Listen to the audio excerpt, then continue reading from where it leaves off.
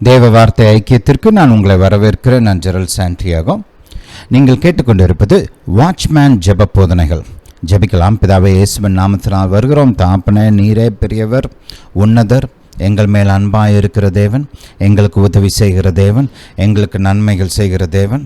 பிதாவே, நீர் உன்னதர், பெரியவர், வானத்தையும் பூமியும் படைத்தவர், சர்வ வல்லவர், ராஜாக்களை தள்ளி ராஜாக்களை ஏற்படுத்துகிற தேவன், காலங்களையும் சமயங்களையும் மாற்றுகிற தேவன். பிதாவே, உம்மை நோக்கி பார்க்கிறோம். எங்கள் இந்திய தேசத்து பாராளுமன்ற தேர்தலுக்காக வருகிறோம். தாப்பனே, நீர் எங்களுக்கு நல்ல பிரதம மந்திரியும் நல்ல பாராளுமன்ற உறுப்பினர்களையும் எங்களுக்கு கொடுக்க வேண்டுமா ஜெபிக்கிறோம்.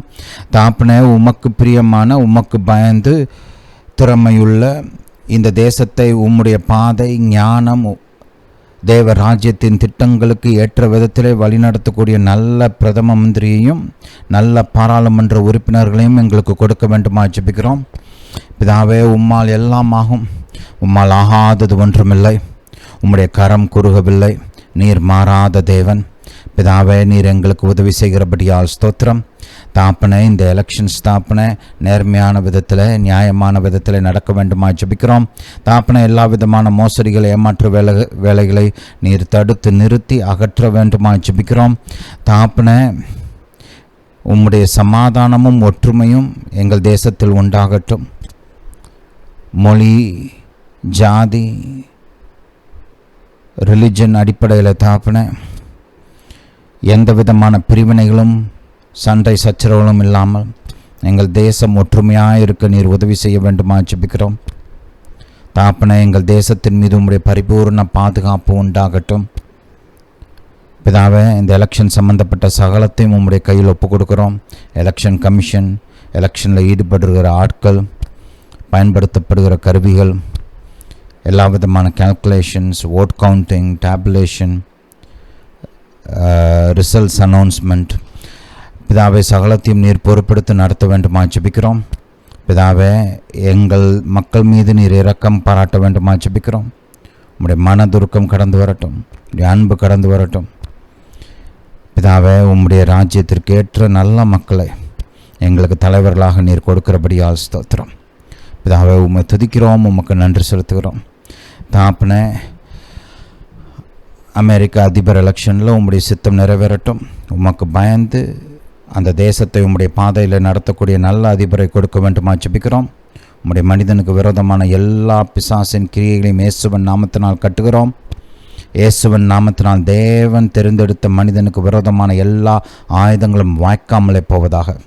பிதாவே, உம்முடைய மனிதனுக்கு விரோதமான எல்லா கூட்டணிகளும் அவமாகி போகட்டும். அவர்களுடைய முயற்சிகள் அவமாகி போகட்டும். பிதாவே, நீங்கள் அப்படியே செய்கிறபடியால் ஸ்தோத்திரம். பிதாவே, இஸ்ரவேல் தேசத்தின் மீது உம்முடைய சமாதானம் உண்டாகட்டும். பிதாவே, இஸ்ரவேல் செழிக்கட்டும், தலைக்கட்டும், பலப்படட்டும், வேரூன்றட்டும், இன்னும் அதிகமாக வளரட்டும். பிதாவே, உம்முடைய தேசத்தின் மீது உம்முடைய பரிபூர்ண பாதுகாப்பு உண்டாகட்டும்.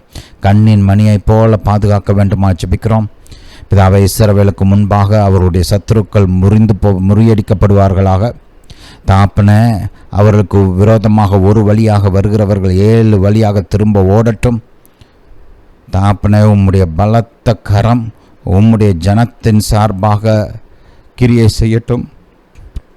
பிதாவே, தேசங்கள் மாறலாம், அவர்களுடைய பாலிசிஸ் மாறலாம். ஆனால் கர்த்தாவே, நீர் மாறாதவர். உம்முடைய உடன்படிக்கை மாறாத உடன்படிக்கை. பிதாவே, உம்முடைய உதவி எப்போதும் நீர் தெரிந்தெடுத்த உம்முடைய ஜனத்திற்கு உண்டு. தாப்பனே, நீர் இரத்த உடன்படிக்கை செய்திருக்கிறீர், நித்திய உடன்படிக்கை செய்திருக்கிறீர்.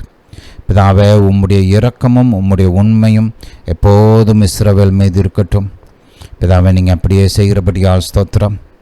பிதாவே, இப்பொழுதும் கூட நீர் எங்களோடு கூட பேச வேண்டுமா ஜெபிக்கிறோம். உம்முடைய வார்த்தைகளை எங்களுக்கு போதிக்க வேண்டுமா ஜெபிக்கிறோம். தாப்பனே, ஜெபத்தை குறித்த ஞானம், புத்தி, அறிவு, வெளிச்சத்தினால் எங்களை நிரப்ப வேண்டுமா ஜெபிக்கிறோம்.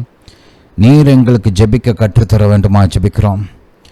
நல்லா ஜெபிக்கக்கூடியவர்களையும், பரிந்துரை செய்யக்கூடியவர்களையும், ஜாமக்காரராக செயல்படக்கூடியவர்களையும் நீர் எழுப்ப வேண்டுமா ஜெபிக்கிறோம். பிதாவே, நீர் அப்படியே செய்கிறபடியால் ஸ்தோத்திரம். தாப்பனை, இப்பொழுதும் கூட உம்முடைய பலத்த கரத்தை நீட்டி என்னுடைய சத்தத்தை கேட்டுக்கொண்டிருக்கிற ஒவ்வொருவரையும் குணமாக்க வேண்டுமா ஜெபிக்கிறேன். அவர்களுக்கு அற்புதங்களையும் அடையாளங்களையும் செய்ய வேண்டுமா ஜெபிக்கிறேன். தாப்பனை உம்முடைய குணமாக்கும் அபிஷேகம் எல்லாவித நோய்கள், வலி, வேதனைகளை நீக்கட்டும். தாப்பனை உம்முடைய அபிஷேகம் நுகங்களை முறிக்கட்டும், கட்டுகளை அவிழ்க்கட்டும், சுமைகளை நீக்கட்டும். பிதாவே, மக்களுக்கு ஆறுதல் உண்டாகட்டும், சமாதானம் உண்டாகட்டும். பிதாவே, பலம் உண்டாகட்டும், முன்னேறுவதற்கான பலன், ஜெயிப்பதற்கான பலன், மேற்கொள்வதற்கான பலன் உண்டாகட்டும். பிதாவே, நீங்கள் அப்படியே செய்கிறபடியால் ஸ்தோத்திரம். இயேசுவின் நாமத்தினால் பிதாவே, ஆமென். ஹல்லேலூயா, ஹல்லேலூயா டு ஜீசஸ். நம்முடைய கர்த்தர் நம்முடைய ஜெபத்தை கேட்டார். நம்முடைய தேசத்திலும் மற்ற தேசங்களிலும் பலத்த கிரியைகளை செய்கிறார். ஹல்லேலூயா.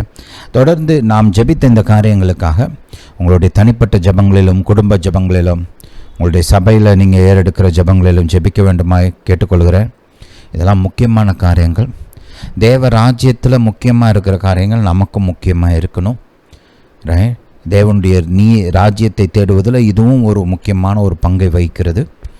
இந்த மாதிரியான காரியங்களுக்கு ஜெபிக்கும்போது நாம் தேவ ராஜ்யத்தின் திட்டங்களுக்கு உதவி செய்கிறோம். கர்த்தரோடு கூட இணைந்து உடன் வேலையாட்களாக கிரியை செய்கிறோம். அதுக்கான பலத்த நன்மைகள் நம் வாழ்க்கையில் உண்டாகும். அவருடைய ராஜ்யத்தின் காரியங்களுக்காக நம்ம நேரம் செலவிடும்போது அவர் நம்முடைய வாழ்க்கையில் நன்மைகளை அதிகமாக கூட கொடுப்பார். Hallelujah, hallelujah to Jesus. Glory be to God. சரி, நம்முடைய டெக்ஸ்ட்டுக்கு போகலாம். மத்தேயு எழுதின சுவிசேஷம் 26ஆம் அதிகாரம். ஹல்லேலூயா. 26ஆம் வசனத்திலிருந்து, அவர்கள் போஜனம் பண்ணுகையில் இயேசு அப்பத்தை எடுத்து ஆசீர்வதித்து அதை பிட்டு சீஷர்களுக்கு கொடுத்து, நீங்கள் வாங்கி புசியுங்கள், இது என்னுடைய சரீரமாக இருக்கிறது என்றார். பின்பு பாத்திரத்தையும் எடுத்து ஸ்தோத்திரம் பண்ணி அவர்களுக்கு கொடுத்து, நீங்கள் எல்லாரும் இதிலே பானம் பண்ணுங்கள், இது பாவ மன்னிப்புண்டாகும்படி அநேகருக்காக சிந்தப்படுகிற புது உடன்படிக்கைக்குரிய என்னுடைய இரத்தமாக இருக்கிறது. பாருங்கள், உடன்படிக்கை இரத்தத்தின் அடிப்படையில் செய்யப்படுகிற ஒரு காரியம். பழைய ஏற்பாட்டில் பார்த்திங்கன்னா மிருகங்களின் இரத்தத்தை அடிப்படையாக வைத்து உடன்படிக்கைகள் செய்தார்கள். மனுஷர்கள் தங்கள் இரத்தத்தை சிந்தியும் உடன்படிக்கை செய்தார்கள். ஆனால் இந்த புதிய உடன்படிக்கை, நமக்கும் பரலோக தேவனுக்கும் உள்ள இந்த உடன்படிக்கை நம்முடைய இரத்தத்தினாலும் அல்ல, மிருகங்களின் இரத்தத்தினாலும் அல்ல, நம்முடைய ஆண்டவராக இயேசுவின் பரிசுத்த இரத்தத்தினால் உண்டு பண்ணப்பட்ட ஒரு உடன்படிக்கை. ஹல்லேலூயா. இந்த உடன்படிக்கைக்கு அடிப்படை என்னன்னு பார்த்தோம்னா இயேசுவின் இரத்தம். ஹல்லேலூயா, ஹல்லேலூயா டு ஜீசஸ். எபேசியருக்கு போகலாம். எபேசியர் 2ஆம் அதிகாரம் 11ஆம் வசனத்திலிருந்து வாசிப்போம். ஆனபடியினால் முன்னே மாம்சத்தின்படி புறஜாதியாய் இருந்து மாம்சத்தில் கையினாலே செய்யப்படுகிற விருத்த சேதனம் உடையவர்களால் விருத்த சேதனம் இல்லாதவர்கள் எனப்பட்ட நீங்கள். பாருங்கள், இயேசுவை ஏற்றுக்கொள்வதற்கு முன்பாக நாம் புற ஜாதியாக இருந்தோம். அதாவது உடன்படிக்கைக்கு புறம்பே இருக்கிற இன மக்களாக இருந்தோம். யூதரை தவிர்த்தும் இது எல்லாருமே இந்த கேட்டகரியில் தான் இருந்தோம். உடன்படிக்கைக்கு வெளியில் இருந்த மக்கள். இயேசுவை ஏற்றுக்கொள்வதற்கு முன்பாக அதுதான் நம்முடைய ஆவிக்குரிய நிலைமை. அது மட்டுமல்ல, பாருங்கள், இந்த விருத்த சேதனம் என்பது உடன்படிக்கையின் அடையாளமாக இருக்கிறது. விருத்த சேதனம் இல்லாதவன் அப்படின்னு வேதத்தில் சொல்லும்போது அது உடன்படிக்கை இல்லாத ஒரு மனிதனை குறிக்கிறது. ஹல்லேலூயா. 12ஆம் வசனத்தை வாசிப்போம். அக்காலத்தில் இயேசு கிறிஸ்துவை சேராதவர்களும், இயேசு கிறிஸ்துவை ஏற்றுக்கொள்வதற்கு முன்பாக இஸ்ரவேலுடைய காணியாட்சிக்கு புறம்பானவர்களும் வாக்கு தத்தத்தின் உடன்படிக்கைகளுக்கு அந்நியரும் நம்பிக்கை இல்லாதவர்களும் இவ்வுலகத்தில் தேவனற்றவர்களுமாய் இருந்தீர்கள் என்று நினைத்து கொள்ளுங்கள். அப்போ ஒரு காலத்தில் நமக்கு உடன்படிக்கை இல்லை, நம்பிக்கை இல்லை, வாக்கு தத்தம் இல்லை, தேவன் நம்முடைய வாழ்க்கையில் பலமான விதத்தில் இல்லை. 13ஆம் வசனத்தை கவனிங்க. முன்னே தூரமாயிருந்த நீங்கள், முன்னே உடன்படிக்கை இல்லாததினால நாம் தேவனுக்கு தூரமானவர்களாக இருந்தோம்.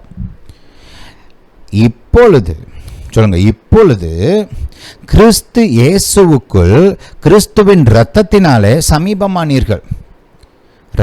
ஆனால் இப்போ இயேசுவை ஏற்றுக்கொண்டதுக்கப்புறம், இயேசு நம்முடைய கர்த்தராக மாறினதுக்கப்புறம் நம்முடைய நிலைமை வேற. இப்போ நாம் இயேசுவின் மூலமாக, இயேசுவின் இரத்தத்தின் மூலமாக உடன்படிக்கை ஜனமாக மாறியிருக்கிறோம். தேவனுக்கு சமீபமானவர்களாக மாறியிருக்கிறோம். இதுதான் நம்முடைய ஆவிக்குரிய நிலைமை இன்னைக்கு இயேசுவை ஏற்றுக்கொண்டதுக்கப்புறம். 19ஆம் வசனத்தை கவனிங்க.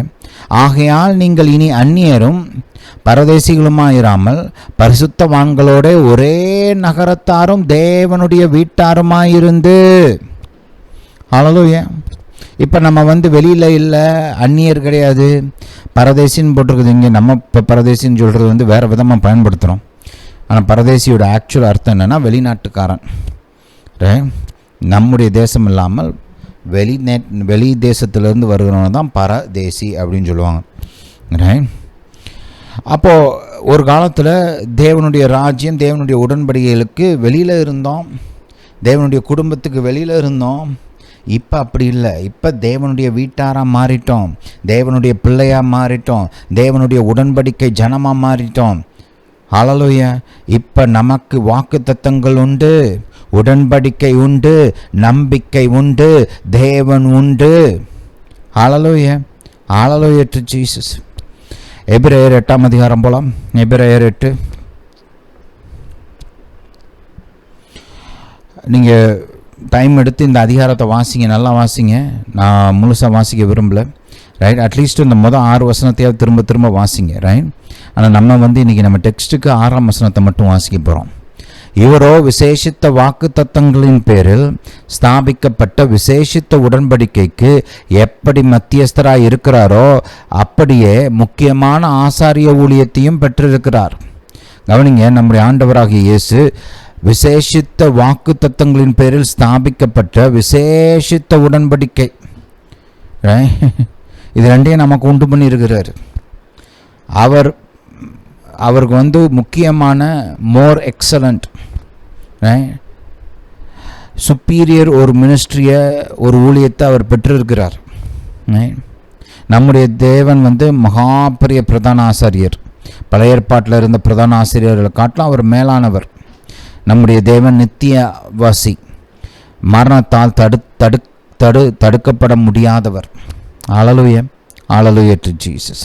இதெல்லாம் மைண்டில் வச்சுக்கோங்க.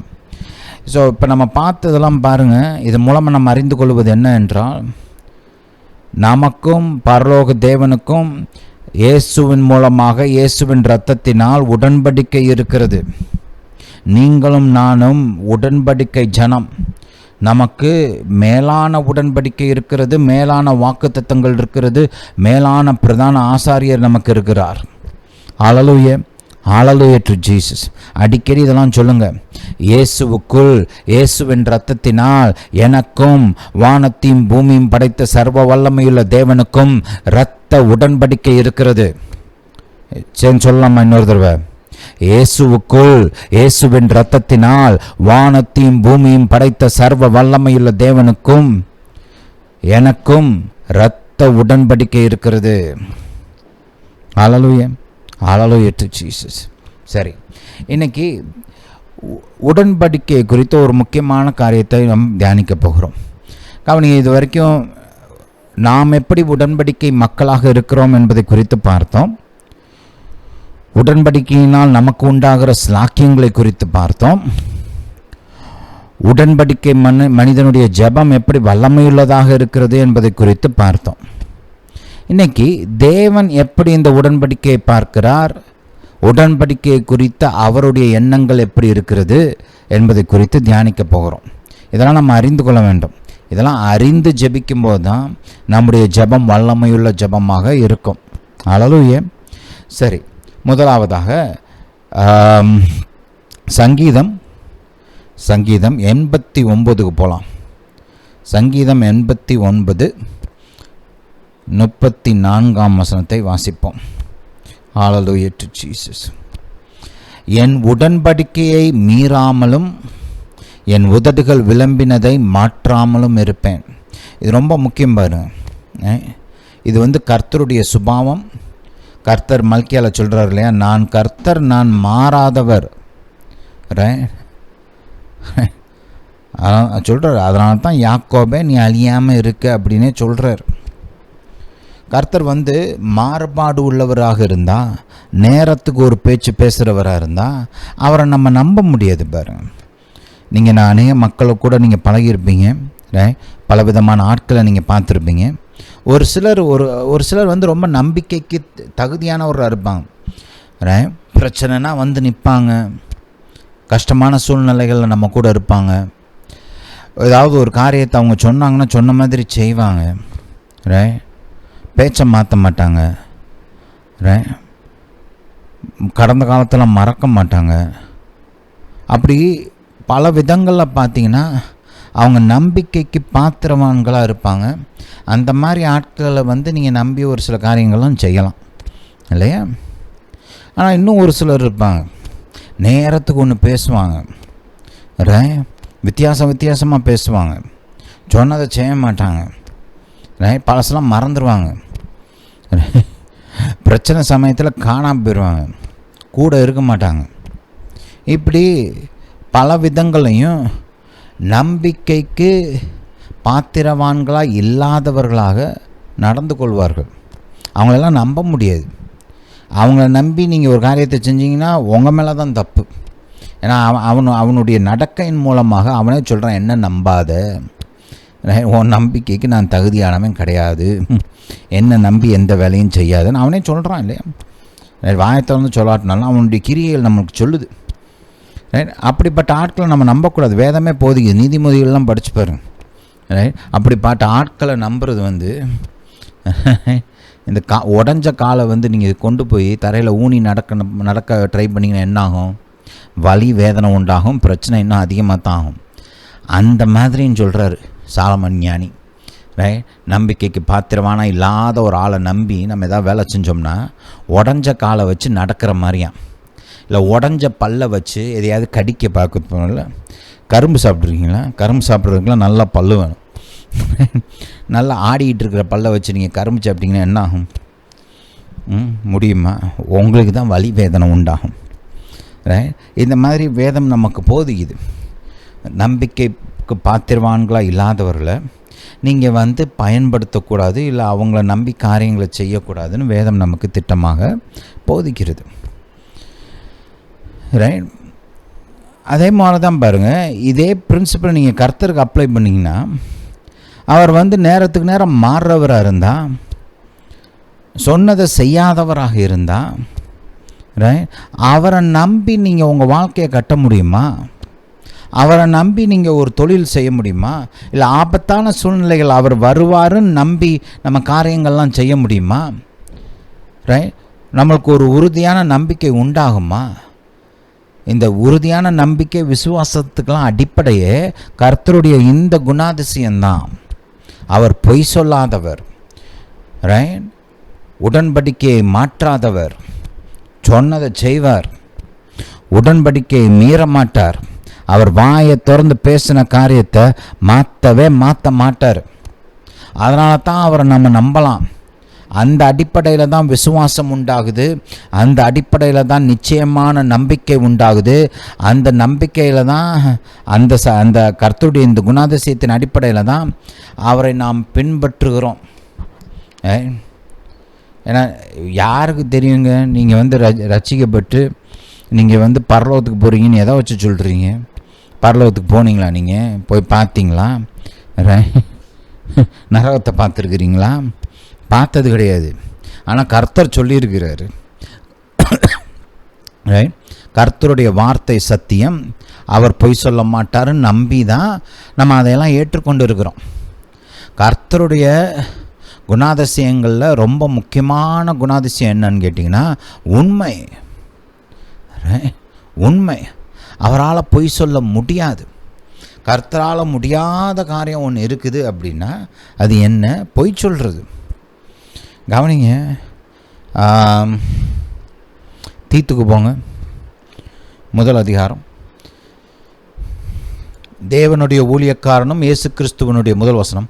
இயேசு கிறிஸ்துவனுடைய அப்போஸ்தலனாகிய பவுல் பொதுவான விசுவாசத்தின்படி உத்தம குமாரனாகிய தீத்துவுக்கு எழுதுகிறதாவது, பிதாவாகிய தேவனாலும் நம்முடைய இரட்சகராய் இருக்கிற கர்த்தராகிய இயேசு கிறிஸ்துவினாலும் கிருபையும் இரக்கமும் சமாதானமும் உண்டாவதாக.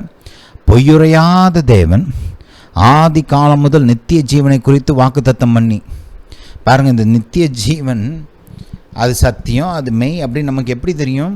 பொய் சொல்லாத தேவன் அதை குறித்து நமக்கு போதிச்சிருக்கிறார்.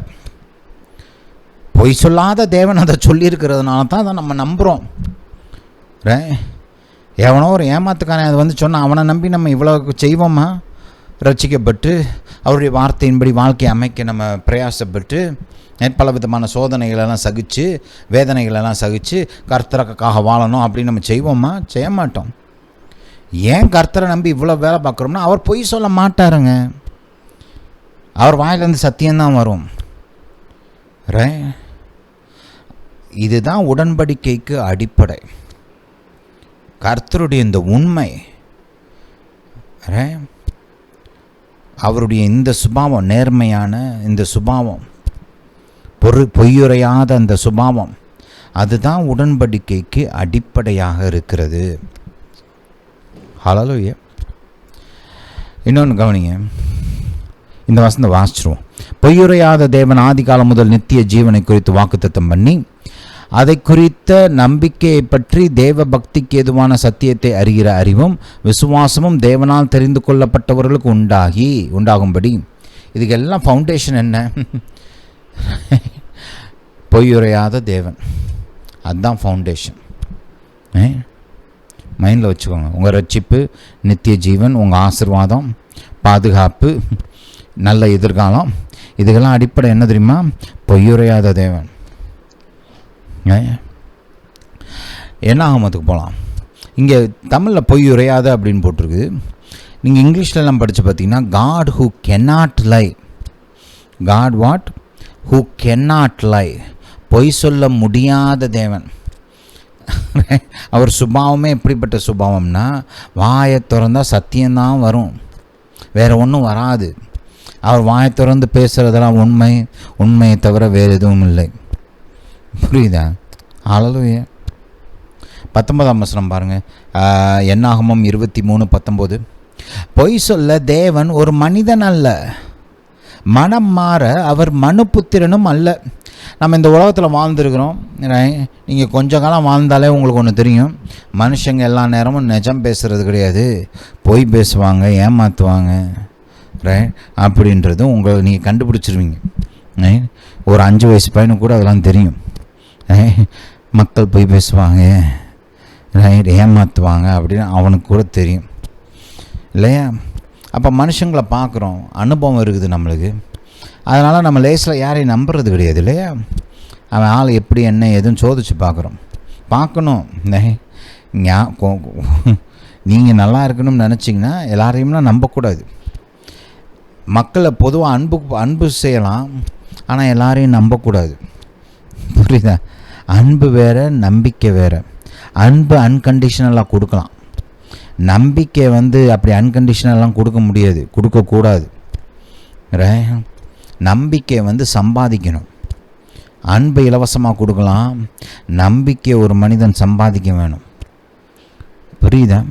அதுக்கு தான் நம்பிக்கைக்கு பாத்திரன் அப்படின்னு சொல்கிறோம் இல்லையா? நாம் பாத்திரன் அப்படின்னு நிரூபித்து காமிக்கணும். ஹல்லேலூயா, ஹல்லேலூயா டு ஜீசஸ்.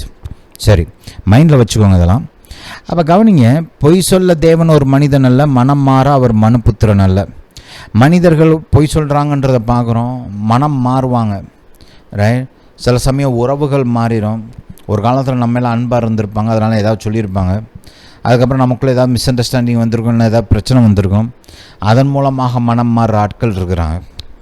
ஒரு சிலர் காலப்போக்கில் ரொம்ப நாள் ஆச்சு, அவங்க சூழ்நிலைகள் மாறி இருக்கும், அவங்க கேரக்டர் மாறி இருக்கும், அவங்களுக்கு ஏதாவது பிரச்சனை இருக்கலாம், அதனால் மனம் மாறி இருப்பாங்க.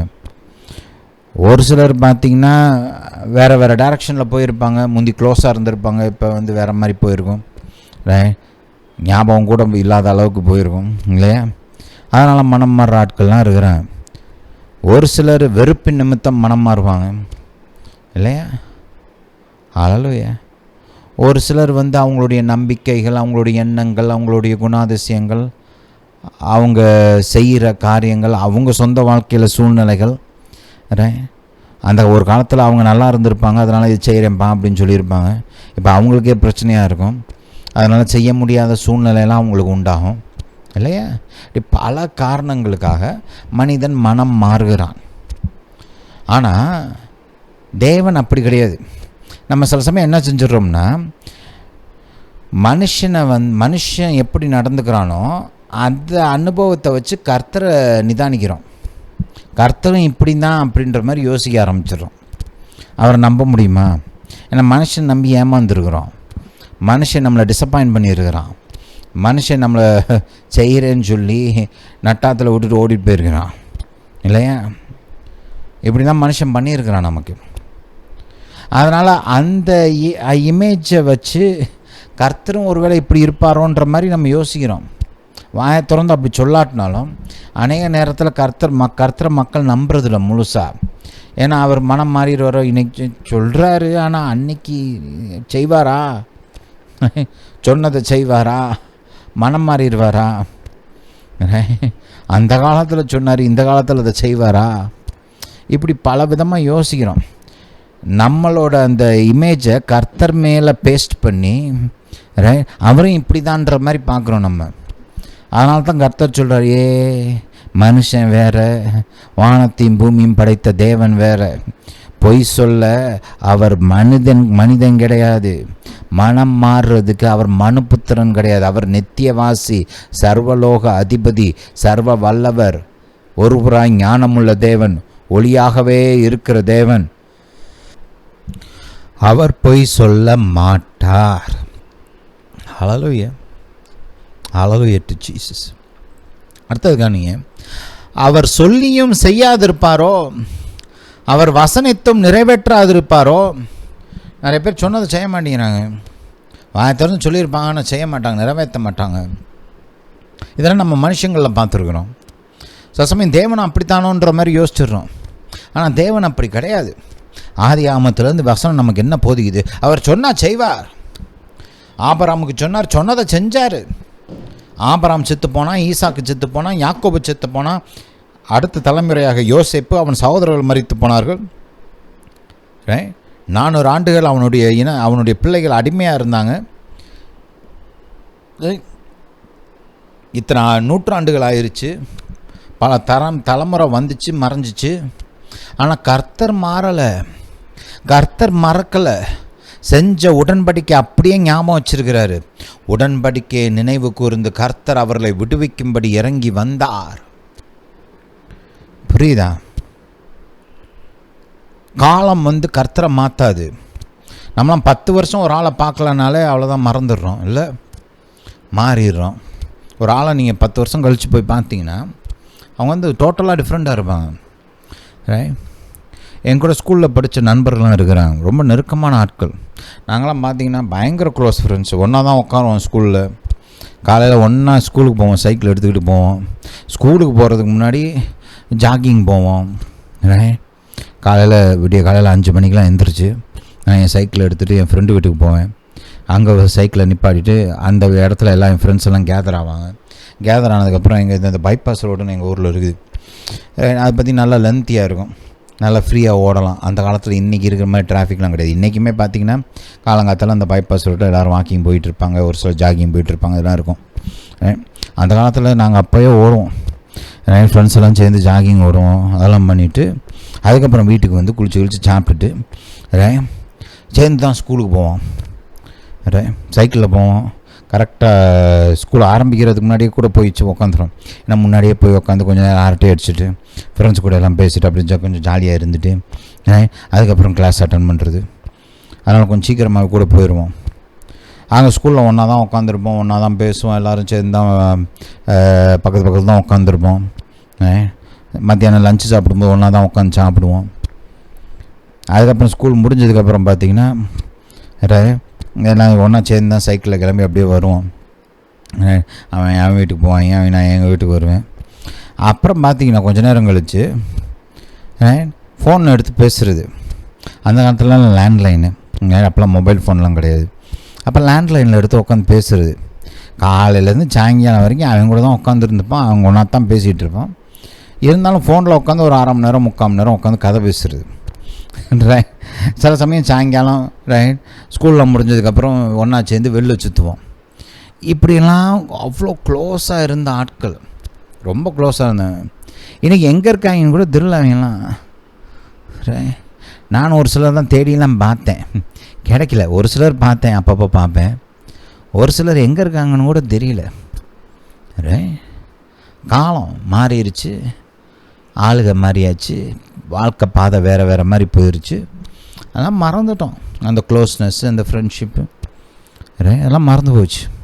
இன்றைக்கி பார்த்தா அவன் எப்படி இருப்பானோ தெரியல, நான் ரொம்ப மாறி இருக்கேன். அன்றைக்கி பார்த்த என்னையும் இன்றைக்கி பார்க்குற, இன்றைக்கி நான் இருக்கிற அந்த நிலைமையும் அவங்க பார்த்தாங்கன்னா, நீ நாடா அப்படின்னு கேட்குற மாதிரி மாறி இருக்கிறேன். அவங்களும் மாறி இருப்பாங்க. காலம் ஆட்களை மாற்றும், சூழ்நிலைகளை மாற்றும், நட்பை மாற்றும், எல்லாத்தையும் மாற்றும். ஆனால் நம்முடைய தேவன் மாறாதவர். எத்தனையோ ஆண்டுகளுக்கு அப்புறம், நூற்றாண்டுகளுக்கு அப்புறம், 1000 ஆண்டுகளுக்கு அப்புறம் கூட கர்த்தர் என் உடன்படிக்கை நண்பனாகிய ஆபிரகாம் அப்படின்னு சொல்கிறார். அவர் உயிரோடு இல்லை பூமியில், ஆனால் கர்த்தருக்கு அவர் பிழைத்திருக்கிறார். ஏன்? கர்த்தர் காலத்தினால் கட்டுப்படுத்தப்படுகிறவர் கிடையாது. அவர் அப்படிலாம் மறக்க மாட்டார். சொன்ன வார்த்தை ஞாபகம் வச்சுருப்பார், சொன்னதை செய்வார். எத்தனையோ நூற்றாண்டுகளுக்கு முன்பாக கொடுத்த உடன்படிக்கையை அப்படியே ஞாபகம் வச்சு அதை அப்படியே செய்வார். ஒரு ஜபத்தை நம்ம இன்றைக்கி பார்க்க போகிறோம். தானியேல் ஏறெடுத்த ஒரு ஜபத்தை, அதில் அவர் என்ன சொன்னார்னு பார்ப்போம். தானியேல் 9ஆம் அதிகாரத்தை கவனிங்க.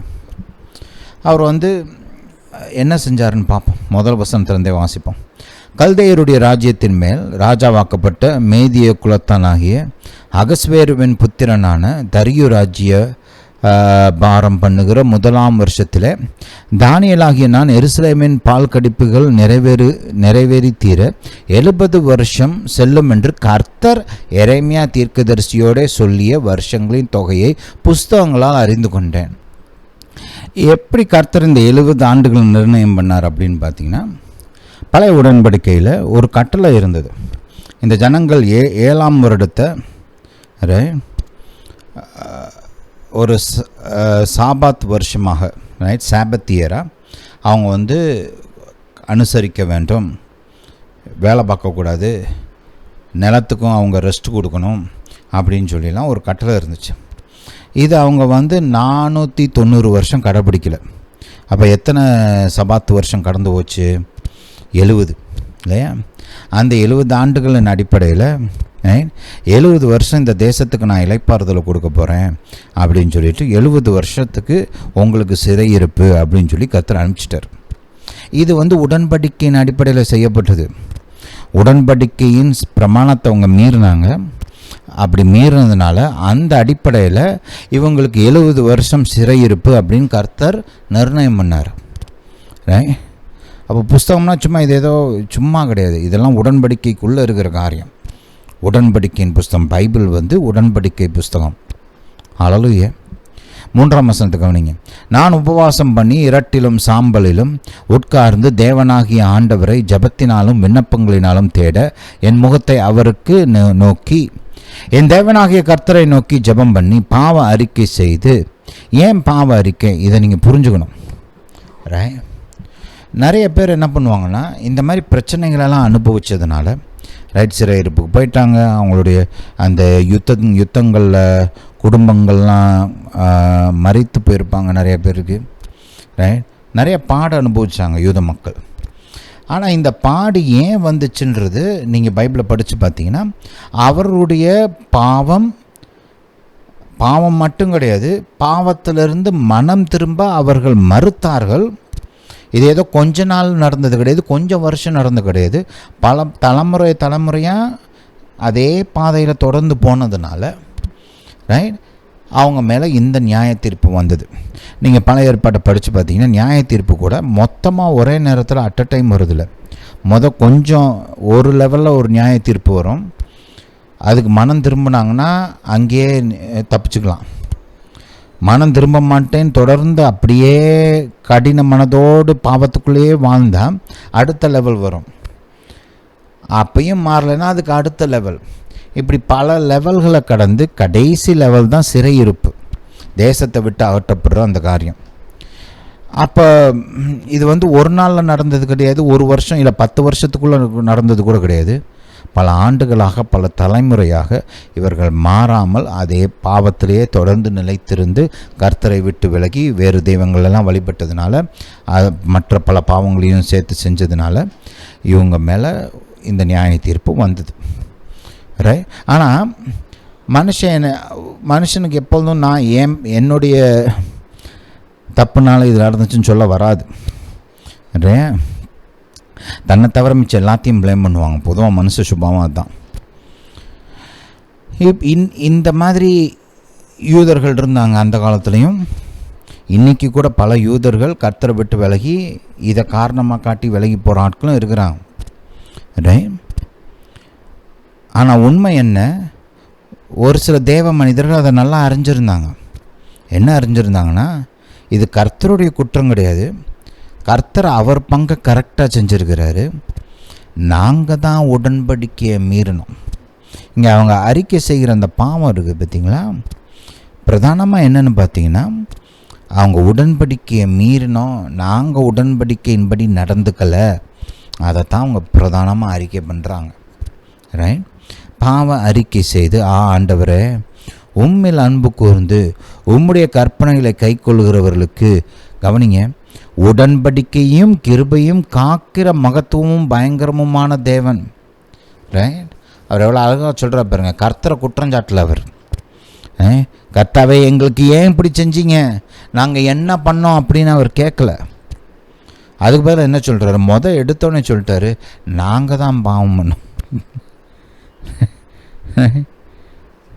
நாங்கள் அதை முதலையே கிளாஸை சொல்லிட்டார். ஜெபம் பண்ணி பாவ அறிக்கை செய்து, ஆண்டவரே, அது அந்த அர்த்தத்தில் தான், அந்த லைனில் தான் நான் ஜெபம் பண்ணுறேன்றதை முதலையே எழுதிட்டார். அவர் எடுத்தோன்னே என்ன சொல்கிறார் பாருங்க, கர்த்தர் எப்படிப்பட்டவர்னு சொல்கிறார். கர்த்தர் எப்படிப்பட்டவராம், உடன்படிக்கையும் கிருபையும் காக்கிற மகத்துவமும் பயங்கரமுமான தேவன். அவர் உடன்படிக்கையை மீறி நடக்கிறவர் கிடையாது, அவர் உடன்படிக்கையின்படி சரியாக நடக்கிறவர், உடன்படிக்கையை காக்கிற தேவன். புரியுதா? ரைட். அவர் God is a covenant keeping God. 5ஆம் வசனத்தை, நாங்கள் பாவம் செய்து அக்கிரமக்காரராயிருந்து துன்மார்க்கராய் நடந்து கலகம் பண்ணி உம்முடைய கற்பனைகளையும் உம்முடைய நியாயங்களையும் விட்டு அகன்று போனோம். தப்பு எங்கள் மேலேன்னு அவர் ஒத்துக்கிறார். உமது நாமத்தினாலே எங்கள் ராஜாக்களோடும் எங்கள் பிரபுக்களோடும் எங்கள் பிதாக்களோடும் தேசத்தினுடைய சகல ஜனங்களோடும் பேசின தீர்க்கதரிசிகளாகிய உம்முடைய ஊழியக்காரருக்கும் செவிகொடாமற் போனோம். எவ்வளோ அருமையாக சொல்கிறாரு பாருங்க. இதுதான் உண்மையான தாழ்ச்சி. தாழ்ச்சின்னா இந்த கூலை கும்பிடு போடுறதுலாம் தாழ்ச்சி கிடையாது. வசனத்தின்படி கரெக்டாக கர்த்தர் முன்பாக தாழ்த்தி, கர்த்தாவே நீர் சரி நான் தப்புன்னு சொல்கிறாரு பாருங்க. நான் தப்பு, என் ஜனங்க தப்பு, எங்கள் பாவத்தினால தான் இது நடந்துச்சுன்னு ஒத்துக்கிறாருல்ல, இதுதான் தாழ்ச்சி. இதைத்தான் அந்த பரிசையும் கூட அந்த டேக்ஸ் கலெக்டர் செஞ்சார். ரைட். வரி வசூலிக்கிற அந்த மனுஷன், ஆயக்காரன் என்ன செஞ்சார், நான் பாவி, ஒத்துக்கணும். நம்ம பாவம் பண்ணதுனால தான் நான் இது பாருங்கள், இது ஒரு சிலர் சொல்ல வேண்டியது, ஒரு சிலர் ஏதாவது ஒரு ஸ்டேட்மெண்ட் சொன்னோம்னா அப்படியே அது தூக்கிட்டு அங்கிட்டே ஓடிடுறது. இந்த இடத்துல இவங்க பாவத்துக்குனால தான் இந்த நியாய தீர்ப்பு வந்துச்சு. நிறைய நேரத்தில் நம்ம வாழ்க்கையில் நம்மளே பிரச்சனையை உண்டு பண்ணுறோம் இல்லையா, நானும் பண்ணியிருக்கேன், நீங்களும் பண்ணியிருக்கிறீங்க. இந்த பிரச்சனை இவங்கனால தான் வந்துச்சு. அதை ஒத்துக்கிறாரு பாருங்க, அது முக்கியம் பாருங்க. உடன்படிக்கை இருக்குது, உடன்படிக்கையை கர்த்தர் கரெக்டாக பண்ணியிருக்கிறாரு, நாங்கள் அதை மீறிட்டோம், நாங்கள் தான் உடன்படிக்கைக்கு விரோதமாக உமக்கு விரோதமாக கலகம் பண்ணோம் அப்படின்றத அவர் ஒத்துக்கிறாரு. இதை அடுத்த மெசேஜில் இன்னும் கொஞ்சம் ஆழமாக பார்க்கலாம், டைம் இல்லை இன்றைக்கி. ஒரு வசனத்தை நம்ம பார்த்து முடிப்போம். அடுத்த மெசேஜில் இந்த ஜெபத்தை இன்னும் கொஞ்சம் நல்லா ஆழமாகவே பார்ப்போம். Hallelujah to Jesus. 13 வாசிப்போம். மோசேயின் நியாயப்பிரமாண புஸ்தகத்தில் எழுதியிருக்கிறபடியே இந்த தீங்கெல்லாம் எங்கள் மேல் வந்து நியாயப்பிரமாண புஸ்தகம், உடன்படிக்கையின் புஸ்தகத்தில் என்ன எழுதப்பட்டிருக்குதோ அதுதான் இவங்க மேலே வந்திருக்குது. ஆனாலும் நாங்கள் எங்கள் அக்கிரமங்களை விட்டு திரும்புகிறதற்கும் உம்முடைய சத்தியத்தை கவனிக்கிறதற்கும் எங்கள் தேவனாகிய கர்த்தரின் முகத்தை நோக்கி கெஞ்சினதில்லை, செய்யலை, திரும்பலை, ஜெபிக்கலை அப்படின்னு அவரே ஒத்துக்கிறார். அதான் இவர் பிரதானமாக செய்கிறார் பாருங்கள் இந்த ஜெபத்தில். 14, ஆதலால் கர்த்தர் கவனமாயிருந்து அந்த தீங்கை எங்கள் மேல் வரப்பண்ணினார். எங்கள் தேவனாகிய கர்த்தர் தாம் செய்து வருகிற தம்முடைய கிரியைகளில் எல்லாம் நீதியுள்ளவர். மறுபடியும் சொல்கிறார், நீர் சரி, நாங்களோ அவருடைய சத்தத்துக்கு செவி கொடாமற் போனோம். இது இந்த ஜெபம் பூரா இதுதான் பாயிண்ட்டு. நீர் சரி, நீர் நியாயம் உள்ளவர், நீர் கரெக்டாக பண்ணியிருக்கிறீர், நாங்கள் செய்யலை, தப்பு எங்கள் மேலே அப்படிலாம் சொல்லிட்டு, இப்போதும் ஜனத்தை பலத்த கையினால் எகிப்து தேசத்திலிருந்து புறப்பட பண்ணி, இதுவும் பழைய ஏற்பாடு அந்த உடன்படிக்கையின்படி கர்த்தர் செய்த ஒரு கிரியை இல்லையா, அதை எடுத்து நினைவுபடுத்துகிறார் கர்த்தருக்கு. இந்நாள் வரைக்கும் இருக்கிறபடி உமக்கு கீர்த்தியை உண்டாக்கின எங்கள் தேவனாகிய ஆண்டவரே, நாங்கள் பாவம் செய்து துன்மார்க்கராய் நடந்தோம். ஆண்டவரே, உம்முடைய சர்வ நீதியின்படியே உமது கோபமும் உக்கிரமும் உம்முடைய பரிசுத்த பர்வதமாகிய எருசலேம் என்னும் உம்முடைய நகரத்தை விட்டு திரும்பும்படி செய்யும். எங்கள் பாவங்களினாலும் எங்கள் பிதாக்களின் அக்கிரமங்களாலும் எருசலேமும் உம்முடைய ஜனமாகிய நாங்களும் உங்கள் சுற்றுப்புறத்தார் யாவருக்கும் நிந்தையானோம். இப்போதும் எங்கள் தேவனே, நீர் உமது அடியானுடைய விண்ணப்பத்தையும் உடைய கெஞ்சுதலையும் கேட்டு பாழாய் கிடக்கிற உம்முடைய பரிசுத்த ஸ்தலத்தின் மேல் ஆண்டவரின் நிமித்தமும் உமது முகத்தை பிரகாசிக்க பண்ணும். என் தேவனே, உம்முடைய செவியை சாய்த்து கேட்டருளும். உம்முடைய கண்களை திறந்து எங்கள் பாலிடங்களை உமது நாமம் தரிக்கப்பட்டிருக்கிற நகரத்தை பார்த்தருளும். நாங்கள் எங்கள் நீதிகளை அல்ல, கவனிங்க, உம்முடைய மிகுந்த இரக்கங்களையே நம்பி எங்கள் விண்ணப்பங்களை உமக்கு முன்பாக செலுத்துகிறோம். இந்த ஜெபத்தை படித்தா உங்களுக்கு என்ன ஞாபகம் வருது? ஏசப்பா ஒரு ஓமை சொன்னார் இல்லையா, ஒரு பரிசேயன் ஒரு ஆயக்காரனை குறித்து, அது ஞாபகம் வருது இல்லையா? தானியேல் கிட்டத்தட்ட அப்படி தான் ஜெபிக்கிறார். எனக்கு அதான் ஞாபகம் வருது வாசிக்கும்போது. நாங்கள் இப்படியாக்கோம் அப்படியாக்கோம்லாம் சொல்லலை, தெளிவாக சொல்கிறார், நாங்கள் பண்ணோம் பாவம், எங்கள் அக்கிரமத்தினால தான் இந்த நியாயத்தீர்ப்பு எங்கள் மேலே வந்துச்சு. ஆனால் இப்பொழுதும் தாப்பனே, உம்முடைய இரக்கத்தின் நிமித்தம் உம்முடைய நாமத்தின் நிமித்தம் எங்களுக்கு உதவி செய்யும், சிறையிருப்பை மாற்றம், எருசலேமை மறுபடியும் கட்டும் அப்படின்னு ஜெபிக்கிறார். ஹல்லேலூயா. என்ன அடிப்படையில் இவர் ஜெபிக்கிறார் தெரியுமா? கர்த்தர் சொல்லியிருக்கிறார், நீ இந்த மாதிரி போனினா, சிறையிருப்பில் போனினா, முழு மனதோடு என்கிட்ட திரும்பி என்னை நோக்கி ஜெபிச்சின்னா, நான் உன்னை வானத்தின் கடையாந்திரத்தில் நீ இருந்தால் கூட, எந்த மூலையில் இருந்தாலும் நான் உன்னை தூக்கி கொண்டு வந்து மறுபடியும் நான் உன் தகப்பனுக்கு வாக்கு பண்ணின அந்த தேசத்திலேயே உன்னை வைப்பேன் அப்படின்னு வாக்கு பண்ணிடுறார். அதன் அடிப்படையில் அது கொடுத்த அந்த தைரியத்தில் தான் இந்த ஜெபம். ஹல்லேலூயா. அதனால தான் அவருடைய ஜெபம் கேட்கப்பட்டது. நம்முடைய கர்த்தர் தான் செய்த அந்த உடன்படிக்கையை காக்கிற கர்த்தர், உடன்படிக்கையை நிறைவேற்றுகிற கர்த்தர். இந்த தைரியத்தில் தான் நம்முடைய ஜெபம் ஏறெடுக்கப்படணும்.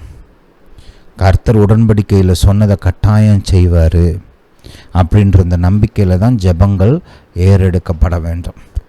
தானியெல்லாம் அப்படி தான் ஜெபிச்சார். ஹல்லேலூயா. இன்றைக்கி கொஞ்சம் அவசரமாக பார்த்துட்டோம் இந்த ஜெபத்தை. அடுத்த தடவை இன்னும் கொஞ்சம் நல்லா நிதானமாக கொஞ்சம் ஆழமாக பார்ப்போம். இந்த போதனை கேட்டபடியால் நன்றி. கர்த்தர் உங்களை ஆசீர்வதிப்பாராக. நம்முடைய இயேசு ராஜா சீக்கிரம் வருகிறார்.